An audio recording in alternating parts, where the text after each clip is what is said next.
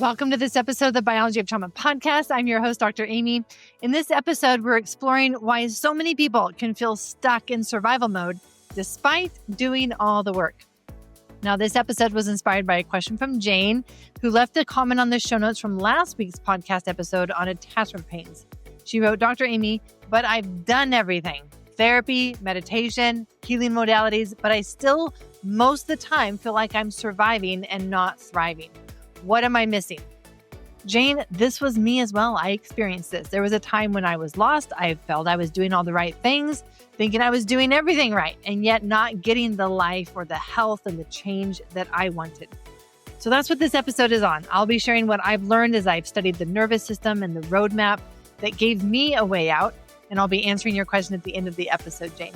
Because in this episode, you will hear more about why your body stays in survival mode, even when your mind can logically know you're safe. The 3 phases on the roadmap that a nervous system needs to move from shutdown survival to expansion and open-hearted living. Why pushing through actually sabotages our healing efforts, and the crucial difference between stress and rest in the healing process. How to recognize when your body is running the equation that says, I'm still in danger, and the roadblocks that can keep us stuck and how to navigate around them. So whether you're someone who's been on a long healing journey, wondering why you're still struggling, or a practitioner helping others navigate their best life and well-being, this episode will give you a missing piece and the science of the roadmap to our inner world.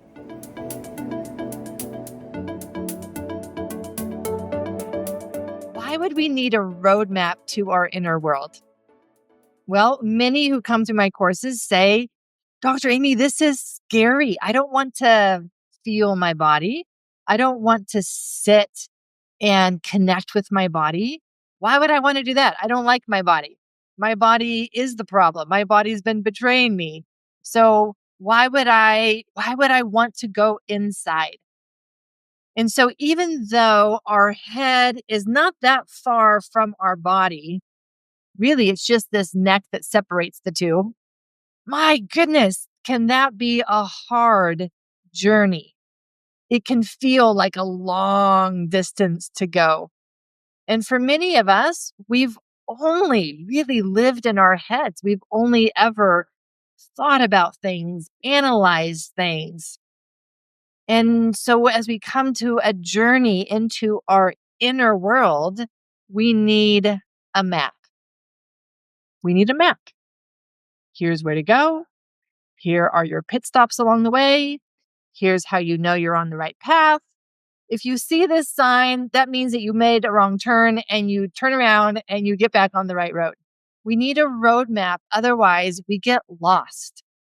Our inner world can feel complicated, can feel complex.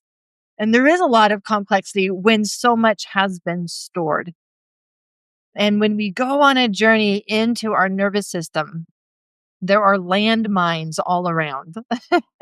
Maybe you've discovered them where you're going into a therapy session and you tap into something and whoa, huge emotions, big emotions. And what can often come next is exhaustion, fatigue, worn out.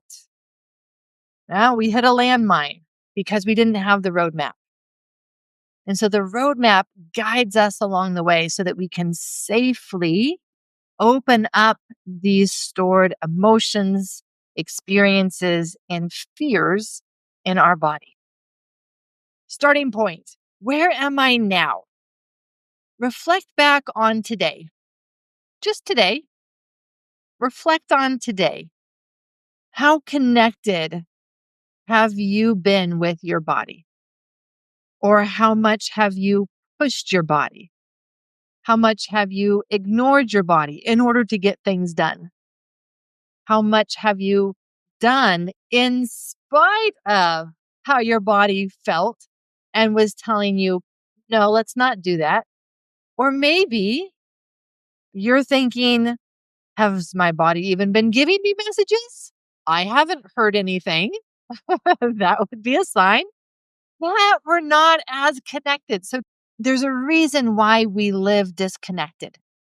And it's because it hasn't felt safe to go there. We haven't known how to go there because we haven't had our roadmap.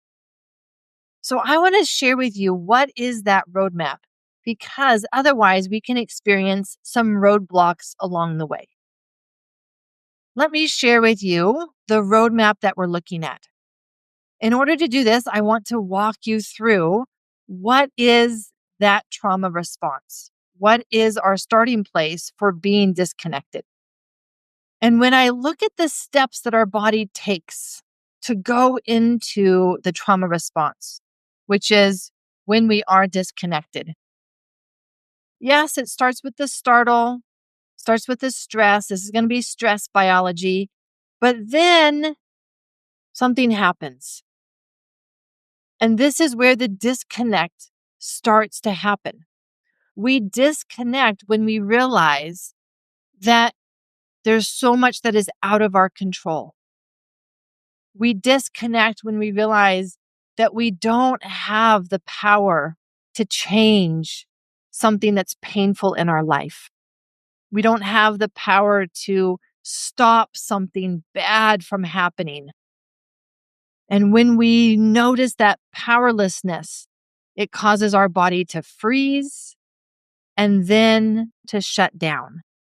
And this is where we live disconnected, which is why, as we are navigating our life, if we notice patterns of disconnection, whether disconnection from ourselves, our own body, disconnection from others, or feeling disconnected from our purpose in life, it's because our body is storing this experience of having felt powerless at one time.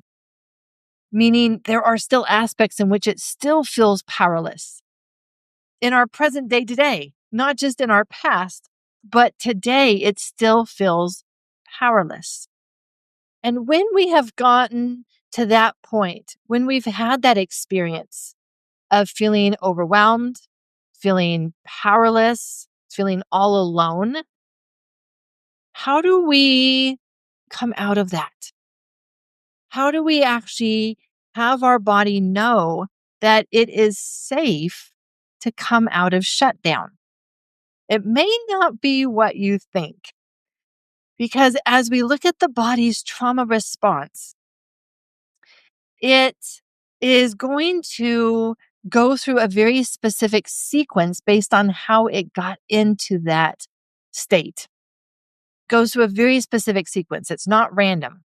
And so this energy takes us up, up, up. Now we're anxious, we're anxious, we're anxious. And now we hit that moment of, and there's nothing that I can do to stop this bad thing from happening. Whether that bad thing is losing someone, whether that bad thing is my pet dying, whether that bad thing is I'm getting passed over for a promotion, or whether that bad thing is a separation, a divorce, whatever it is, there's that moment of, I can't do anything to make this stop. And we go into this shutdown. So when we're in this shutdown, our path out, this is going to be our roadmap. Our path out is right back along this line. And so the first step that we need to provide is a sense of safety. If we never provide our body a sense of safety, it will stay in shutdown mode. Think of it like this. If you have a heart that's been crushed, how would this heart beat?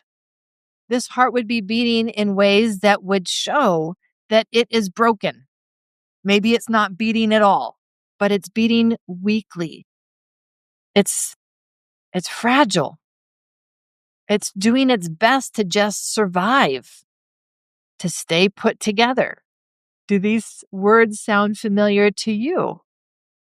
Do you often at times live in a way that is just surviving? I'm just trying to get through. I'm just trying to function. It feels chaotic, maybe. It feels disorganized. It feels weak. I feel weak. I feel tired. I don't feel fully alive. I feel like I'm barely holding things together. I feel like I'm not holding things together. I feel like things are falling apart. This is the survival mode. And in order to have a roadmap from that to a sense of freedom, to a sense of safety, we need a very structured and specific sequence of steps. Given everything that you've done, why are we still here? Why are you still in this place where we feel hollowed out? Why are we still feeling like we're on autopilot? And it may sound like a rhetorical question. It's not a rhetorical question. Why? Why are we still stuck? Because if our body has what it needs, our body heals itself. If the body has what it needs, it will heal. We've covered a lot so far, my friend. Here's what we've covered. Why so many of us say, I don't want to feel my body. We've covered that the journey from our head to our body can feel like a long and scary distance, and why we need a roadmap to navigate our inner world safely. Coming up next is what that trauma response actually looks like, the specific sequence your body goes through, why we get stuck in shutdown and disconnection, and that critical moment when we realize there's nothing I can do to make this stop. Many of you know that I started my career in surgery. I was a surgical resident for 4 years. And when I take those patients to surgery, I made an incision. I made a cut into the skin. I opened the skin up. The body needed to heal that incision after the surgery. Did the body need to go to therapy to talk about how to heal that incision in order to heal the incision? The answer is no. The body does not need to go to therapy to talk about healing a paper cut. If you remember the last time that you cut yourself or had some type of thorn or anything that pierces our skin, it needs healing.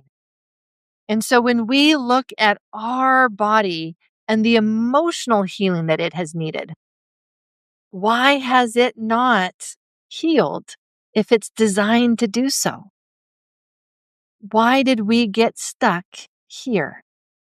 And it's because we have not known how to give it the sequence. This is your roadmap. Safety. It starts with a sense of safety. Why?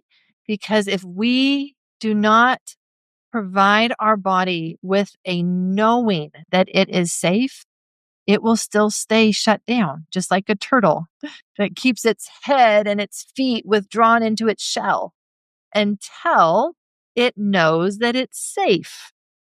And only then will it come out of its shell. Same with our body. It goes into a shell. It shuts down. And the only way to have it come out of that shell is a true sense of safety. Now, I know that many of you have done a lot of things to create safety. Maybe like me, you've told yourself that you're safe. And you've told yourself many times that you are safe. And has that actually helped? Has that actually made your body know that it is safe? It has not.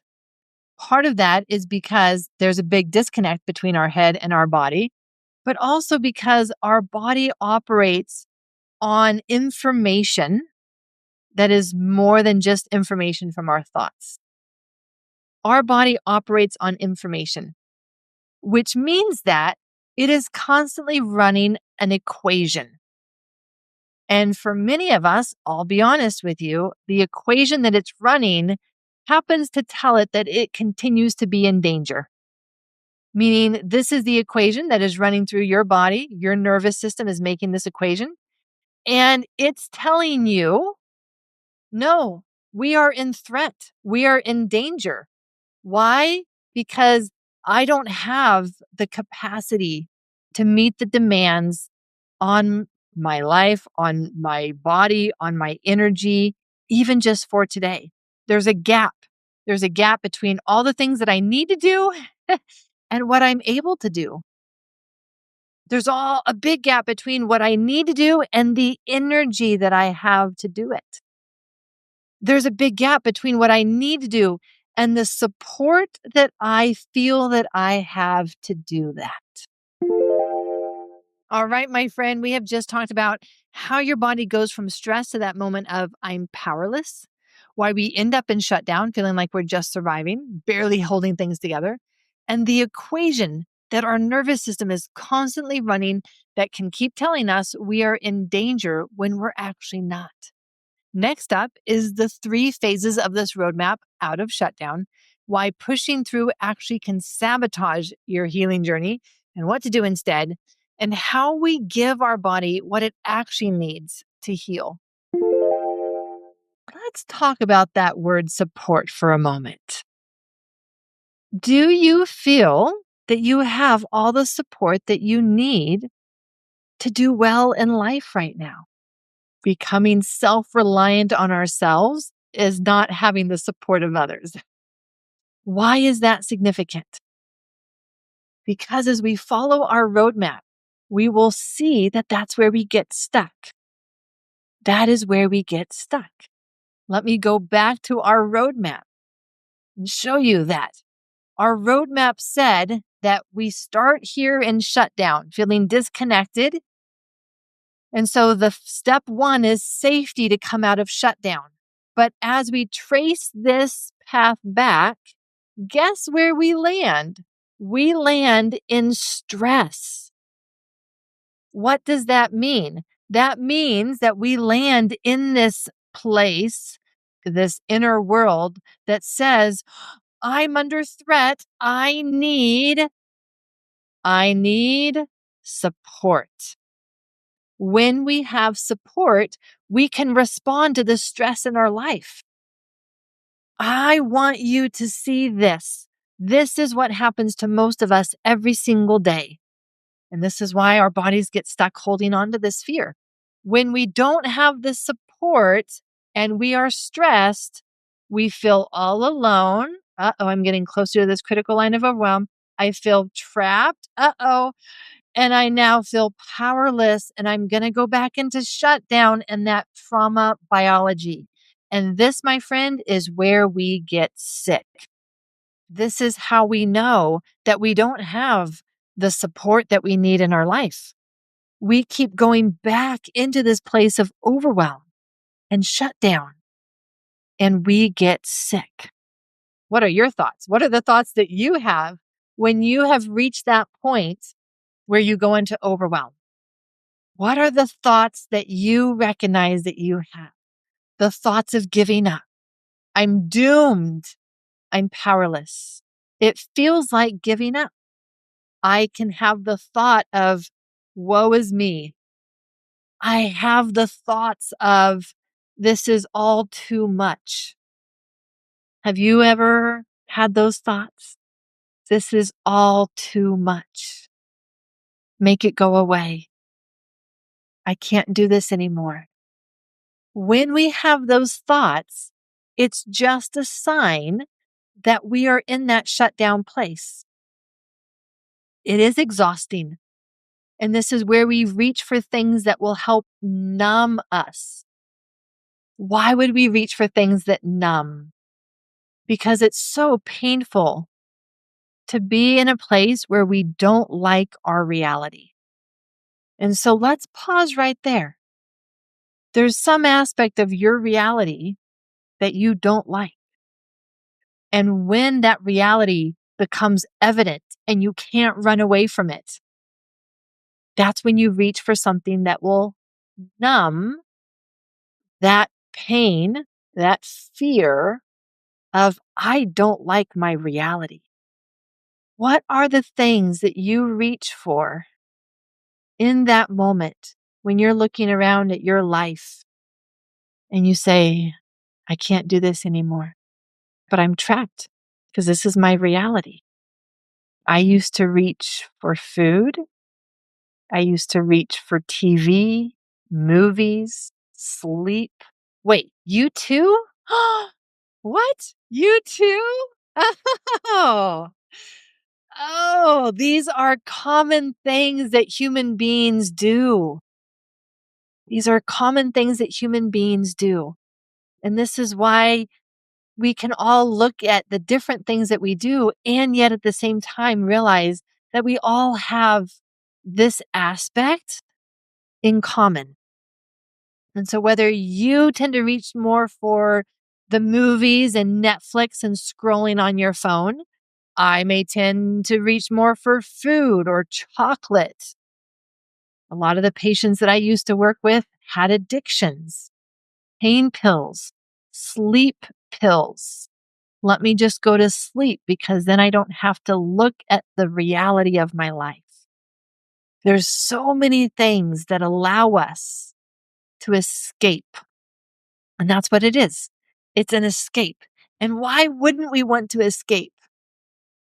We can even escape through caffeine and coffee, right? Because we can escape the reality of, I'm exhausted. My health is not what I want it to be. And I haven't figured it out yet. And I've been to all these doctors and done all of these tests and I'm still tired. Let me have a cup of coffee. Let me eat some chocolate. Let me pick a fight with someone.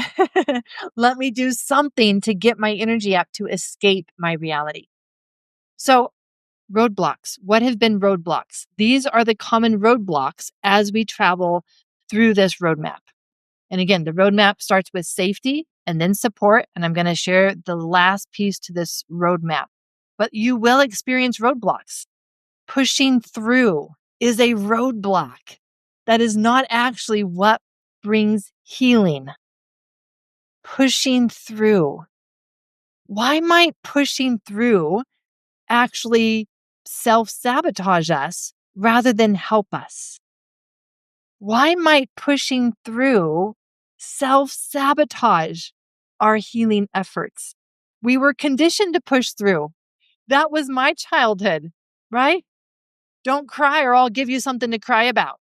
And so you learn to push through. Or you learn that you need to be perfect. And so you push through to get the good grades, to be the good student in order to feel like you are deserving of love. Pushing through is stress. And we do not heal in stress. I want to say that again. We do not heal in stress. What is healing is when we do stress and rest. Stress and rest is where the healing happens.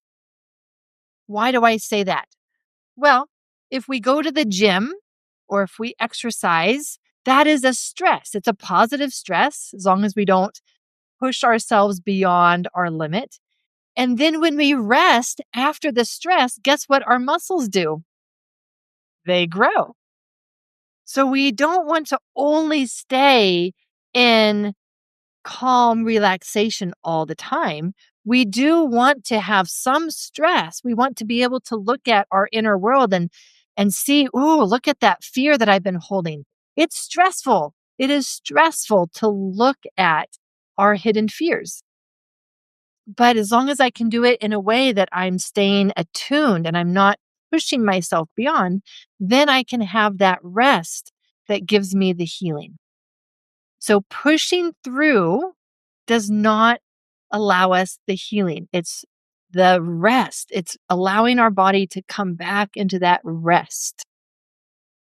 You're ignoring your body when you push through. Ignoring the body when you push through is not going to give us the healing that we want. Let's look at the next roadblock, though. The next one is trying to process something cognitively. Trying to process something cognitively. Interesting. Why would only using our brain and our thoughts be a roadblock to freedom from the fears that are stored inside? A lot of people have been in that talk therapy where you're up here in your head and it's not dropping down into the body. And just like our body has this equation that's going. The equation that says there's danger everywhere is not an equation that your mind is telling you. This is an equation that your body is deciding. And this is more powerful than your thoughts and your logic, which is why a roadblock can be us thinking that we just need to process something with our mind. The validation did not lead to the change. Understanding something is important. I'm not denying that. Understanding is important, but it's not going to bring us the transformation. We have to have the experience, which leads me to the next roadblock. What is the experience that we are giving ourselves? What if we are giving ourselves the experience of trying to move too quickly through big fears, through pain that our body is storing? What if that is the experience that we are giving ourselves? If we move too quickly, isn't that re-traumatizing our body all over again? Isn't it putting it back into that place of, this is too much for me all over again? And this is one of the saddest things that I see so many people still doing is they are re-traumatizing their body. They are re-traumatizing their body. Not knowing, having good intentions, but it doesn't stop the process of re-traumatizing their body because they're trying to move through things too quickly. It is true that when we are holding that much fear and pain, who wants to be in their body? Who wants to be in that body? We are nearing the end, and I want to review what we've covered. We understand now that the common roadblocks that you will encounter, like pushing through, trying to process everything in your head and moving too quickly, will not be helpful for us. And why your body needs that felt sense of safety first before it will come out of its shell. And the difference between stress and rest healing versus just pushing through. This next section is how to create that felt sense of support when you're facing those big emotions, what attuned expansion actually looks like, and why healing follows the same principles, whether it's a broken bone or a broken heart. And now you're ready for that third phase. Let's talk about the third phase. Step 1 to the roadmap is create a felt sense of safety for your body. That's it. Create a felt sense of safety for your body. Because until it feels safe, it will stay in shutdown. It will stay in its shell. The next step we said was the support. Why? Because when we experience stress, when we experience that danger, which we will, especially as we open up stored emotions, we will experience a sense of danger and threat. And if I don't know how to provide a felt sense of support for my body, guess where it will go? It's going to go right back into the shutdown. It's going to say, this is too much. And we experience the roadblock that we just talked about, where now we're going to be moving too quickly. We're going to be pushing through rather than allowing the body to go at the pace that it feels safe enough to do. So this brings me to our third step in our roadmap, expansion.